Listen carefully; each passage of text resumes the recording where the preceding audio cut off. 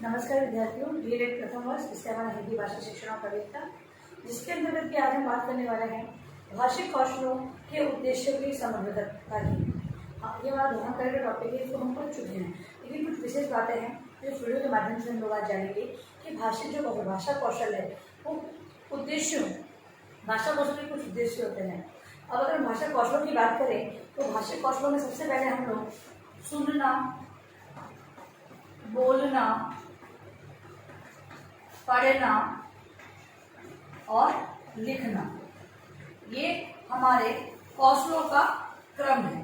ठीक है, सबसे पहले सुनना विद्यार्थियों को विकसित करते हैं, तत्पश्चात उन्हें बोलने का अवसर प्रदान किया जाता है, बोलने की क्षमता का विकास किया जाता है। उसके बाद वो विषय वस्तु को पढ़ने से संबंधित लिपि चिन्हों को जानकर उसे पढ़ने का कार्य करते हैं और अंतिम जो अवस्था है या अंतिम जो कौशल है वो लिखने का होता है। अब इन उद्देश्यों की समग्रता होनी बहुत ही आवश्यक है। यदि एक भी उद्देश्य, इससे संबंधित जो उद्देश्य बनाए गए हैं, सुनना क्यों जरूरी है? यदि किसी भी चीज का सही प्रकार से श्रवण नहीं किया जाएगा तो सबसे पहला जो कौशल है हमारा बोलना, उसका विकास नहीं, क्योंकि सुनकर ही सही रूप को स्पष्ट रूप से बोला जाता है। अब यहाँ पर अगर बोलने का ही, सुनने का ही विकास नहीं होगा तो बालक कहीं ना कहीं गलती करता चला जाएगा। तो सुनने का विकास, उसके बाद बोलने का। अब ये जो इनको कौशल सिखाए जा रहे हैं वो कुछ उद्देश्यों को लेकर सिखाए जाते हैं और उन उद्देश्यों की समग्रता का होना बहुत ही आवश्यक है। समग्र रूप से मतलब कि सभी रूप समान रूप से उन्हें सभी को साथ में लेते हुए चलना बहुत ही आवश्यक है। अन्यथा अगर बालक अगर बोलने का विकास नहीं होगा तो वो सही प्रकार से लिख नहीं पाएगा। अब अगर बच्चा बोलेगा तभी हमें ज्ञात होगा कि वो कहाँ पर गलतियां कर रहा है, कहाँ पर उसे दिक्कतें आ रही है, वो हम समझ नहीं पाएंगे, तो उसमें सुधार नहीं हो सकेगा। तो भाषिक कौशल की समग्रता बहुत ही उद्देश्यों को लिए हुए होती है, जिसमें सबसे पहला है विद्यार्थी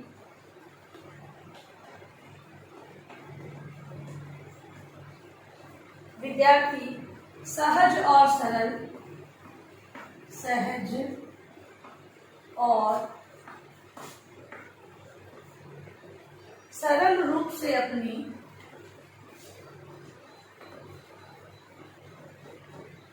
और सरल रूप से अपनी बात को मौखिक एवं लिखित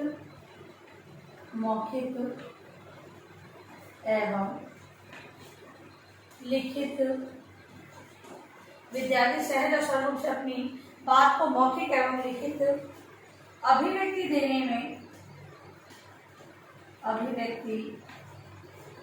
देने में सक्षम बनेगा। पहला जो उद्देश्य है वो ये रहेगा कि विद्यार्थी सरल और सहज रूप में अपनी किसी भी रटी रटाई या फिर पढ़ी पढ़ाई विषय वस्तु से हटकर वह अपने अनुसार सहज और सरल रूप में मौखिक एवं लिखित अभिव्यक्ति देने में सक्षम बन सकेगा। दूसरा है अपने अनुभवों,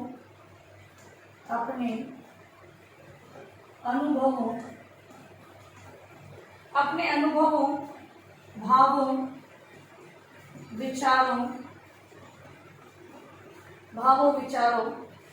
अनुमानों एवं कल्पनाओं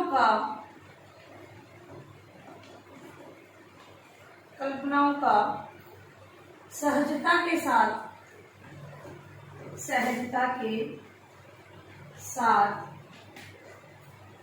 मौखिक एवं लिखित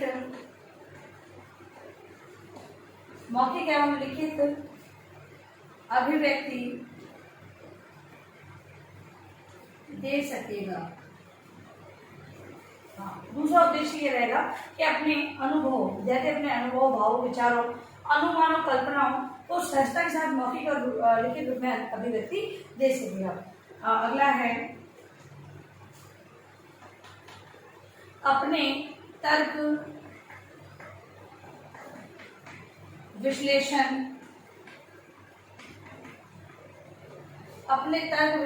एवं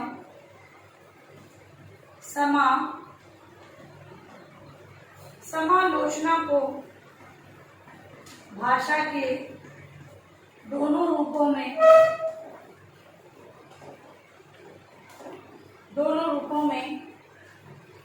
रखने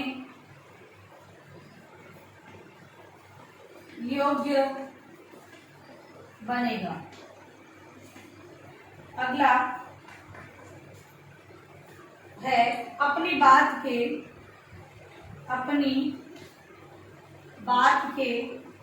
औचित्य, अपने बात के औचित्य को सिद्ध करने में कुशल बनेगा। अगला जो उद्देश्य है उसकी ये पूर्ति होगी कि अपने जो बात को विद्यार्थी जो भी बात कह रहा है उसका कुछ ना कुछ औचित्य है और उसे किस प्रकार प्रेजेंट करना है, ऐसी कुशलता का विकास बालक में हो जाएगा। अगला है त्वरित अभिव्यक्ति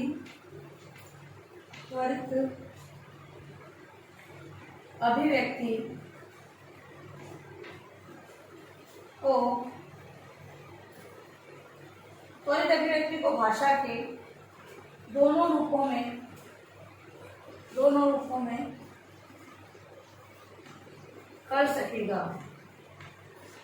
अगला ये उद्देश्य की पूर्ति होगी कि त्वरित उद्देश्य मतलब जो फटाफट एट ए टाइम किसी भी विषय वस्तु या इसके बारे में पूछा जाए या मौखिक रूप में पूछा जाए या लिखित रूप में पूछा जाए, दोनों रूपों में प्रेजेंट करने के लायक वो बन जाएगा। अगला है प्रभावी एवं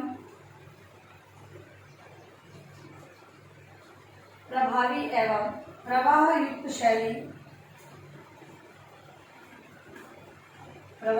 शैली में अपनी बात मौखिक एवं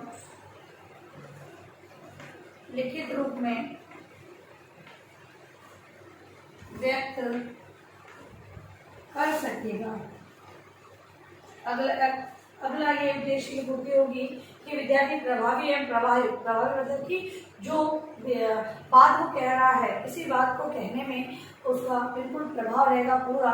ये कहें कि सेल्फ कॉन्फिडेंस है उसके आधार पर वो प्रभावी रूप से अपने विषय उसको प्रस्तुत कर देगा, तब प्रभावी भाषा शैली का प्रयोग करते हुए वो अपने विचारों को व्यक्त करेगा। अगला है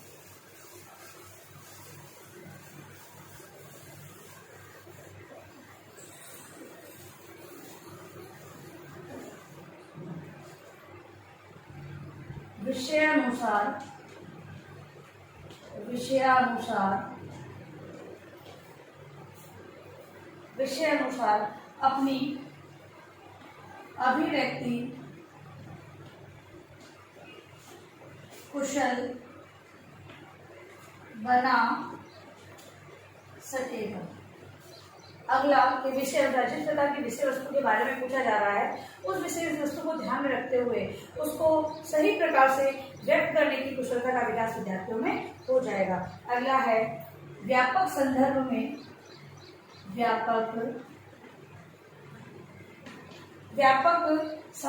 एवं प्रसंग को समझने तथा समझना प्रकट करने की योग्यता हासिल कर सकेगा।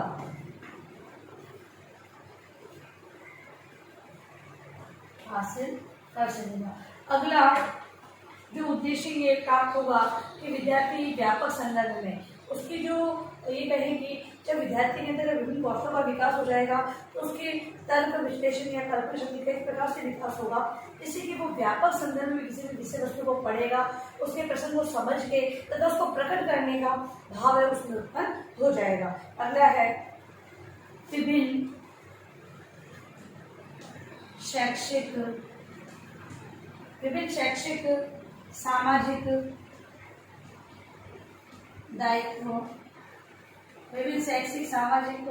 दायित्वों का निर्वाह करने योग्य कुशलताओं को प्राप्त में अग्रसर होगा। विभिन्न प्रकार के ये शैक्षिक जो मूल्य या शिक्षा के माध्यम से विद्यार्थियों को जो सिखाया जा रहा है उससे वो अपने जीवन से संबंधित विषय वस्तु को भी समझता है तथा विभिन्न प्रकार की संस्कृति से संबंधित जुड़े हुए दायित्वों, सामाजिक दायित्वों, संस्कृति को आगे बढ़ाने की जो धरोहर है हमारी संस्कृति है उसको आगे बढ़ाने से संबंधित उसके विकास से संबंधित तत्वों को जानता है। तो इससे क्या होता है, बालक के अंतर्गत शैक्षिक सामाजिक दायित्वों को निर्वाह करने की योग्यता तथा कुशलता को प्राप्त करने की ओर वो अग्रसर होता है। ऐसी सारी कुशलता को प्राप्त करके वो आगे की ओर अपना विकास करता है। लास्ट है शैक्षिक निहितार्थ। शैक्षिक निहितार्थ, शैक्षिक निहितार्थ एवं शैक्षणिक सामग्री, शैक्षिक सामग्री को कुशलता के साथ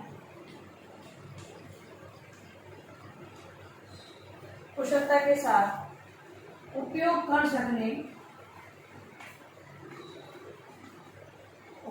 सकने में सक्षम बन सकेगा। अगला है कि शैक्षिक निर्भर शिक्षण संबंधी जो शिक्षण जो विद्यार्थियों को करवाया जा रहा है वो उसके अर्थ को जानेगा। तो जो शैक्षिक सामग्री उसकी कुशलता के साथ उपयोग कर सकने, मतलब कि जो विषय वस्तु उससे बताई गई है उसके पाठ्यक्रम में दी गई है उसे वो किस प्रकार व्यवहार उसके अर्थ को समझकर अपने व्यवहार में लेते हुए आगे की ओर बढ़ेगा तथा सक्षमता उन व्यवहारों को अपनाकर वो अपने आप में एक सक्षमता को ग्रहण करेगा। अगला है इसके अंतर्गत आप गृह कार्य लिखिए। ये पॉइंट यहीं पे समाप्त होते हैं। गृह कार्य है आपका आज का, लिखेंगे भाषिक कौशलों के उद्देश्यों की समग्रता क्यों आवश्यक है।